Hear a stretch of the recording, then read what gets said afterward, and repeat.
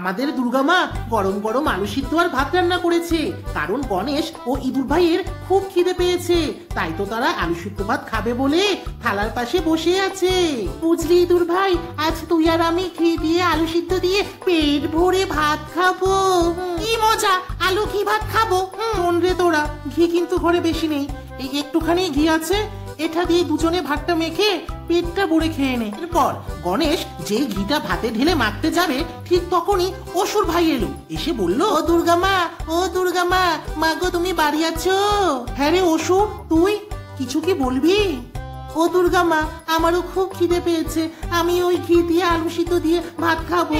ঘি দিয়ে আলু সিদ্ধ দিয়ে ভাত খাবি মানে? দেখছিস না ঘি এমনিতেই বেশি নেই, এটা আমি আর ইঁদুর ভাই খাবো, বুঝলি? চা দুষ্ট অসুর ঢঙ্গ তো আবার আলু সিদ্ধ ভাত খেতে এসেছে। এক সময় তো আমাদের দুর্গা মায়ের সাথে কম যুদ্ধ করিসনি রে। এই তোরা চুপ কর, চুপ কর। কেউ ভাত খেতে চাইলে বুঝি তার সাথে কেউ এমন করে ব্যবহার করে? ও দুর্গা মা, আমি কতদিন ধরে আলু সিদ্ধ দিয়ে ঘি দিয়ে ভাত খাইনি জানো? আমার ঘরে একটুও ঘি নেই, আমি কতদিন ধরে ঘি খাইনি জানো? ঢং কত! এই যা যা, মুখ বন্ধ কর, মুখ বন্ধ কর, যা। ঠিক আছে, এত কাঁদিস না, এই নে গণেশের আলু সিদ্ধ ভাতটা তুই আজকে ভালো করে মেখে খেয়ে নে, খেয়ে নে, বুঝলি? ও খাবে তাহলে ও মা, আমরা কি খাবো? বাবারে রাগ করিস না, আর তো ঘি নেই, এই নে তোদেরকে আমি সর্ষের তেল দিলাম, আলু সিদ্ধ দিয়ে সর্ষের তেল দিয়ে ভাতটা ভালো করে মেখে তুই আর ইঁদুর খেয়ে নে। ওষুধটা কতদিন ধরে ঘি ভাত খায়নি বলতো, ঘি ভাতটা বরং ওই খাক। এরপর ওষুধ তো ঘি দিয়ে আলু সিদ্ধ দিয়ে ভাত মেখে খেতে লাগলো, আর গণেশকে আর ইঁদুর ভাইকে ভেঙাতে লাগলো। গণেশ আর ইঁদুর ভাই কি আর করবে, ওরা তো তেল দিয়ে আলু সিদ্ধ দিয়ে ভাত মাখতে লাগলো আর আগে গজ গজ করতে লাগলো, আর অসুর ওদের আরো বেশি করে ভেঙাতে লাগলো। অসুর পেট ভরে ভাত খেয়ে তারপর বাড়ির উদ্দেশ্যে রওনা দিল। দুর্গা মা, আমি বাড়ি গেলাম, আবার পরে আসবো, যাই। হ্যাঁ এই অসুর শোন, কালকে সকাল সকাল চলে আসিস, আমরা কিন্তু সবাই হাতির পিঠে করে মামার বাড়ি যাব। তো অবশেষে পরের দিন এলো। অসুরের আসতে দেরি হচ্ছে দেখে মা দুর্গা তো চিন্তা করতে লাগলো। মা দুর্গা এবার গণেশকে আর ইঁদুরকে বলল অসুরের বাড়ি যেতে, ওর বাড়ি গিয়ে ওকে ডেকে নিয়ে আসতে। বুঝলে গণদাদা, এই অসুরটার বাড়ি আসতে না আমার একটুও ভালো লাগে না, কি গন্ধ গো চারদিকে, বলো? ঠিকই বলেছিস রে ইঁদুর ভাই, অসুরটা মনে হয় ঘর দুয়ার একদম ঠিকঠাক করে পরিষ্কার করে না। এরপর অসুরের বাড়ি গিয়ে গণেশ আর ইঁদুর তো অবাক হয়ে গেল। ওরা দেখলো অসুর বাড়িতে বসে ঘি দিয়ে আলু সিদ্ধ দিয়ে অনেকটা ভাত মেখে পেট ভরে ভাত খাচ্ছে। কালকে গণেশ আর ইঁদুরটাকে বোকা বানিয়ে ওদের পুরো আলু সিদ্ধ ভাতটা খেয়ে এসেছি। ওরা তো জানেও না যে আমার বাড়িতে কতগুলো ঘিয়ের কৌটা আছে, আমি এখন পেট ভরে ভাত খাবো। জানি না মানে? এই এই এই দুষ্ট অসুর, এই তো জেনে গেলাম, তোকে এবার মজা দেখাবো, দাঁড়া। দুষ্ট অসুর একটা, কি রে, কি করবি রে তোরা, আমার কি করবি? এরপর গণেশের সাথে অসুরের তো এক আলু সিদ্ধ ঘি ভাত খাওয়া নিয়ে অনেক ঝগড়া শুরু হয়ে গেল।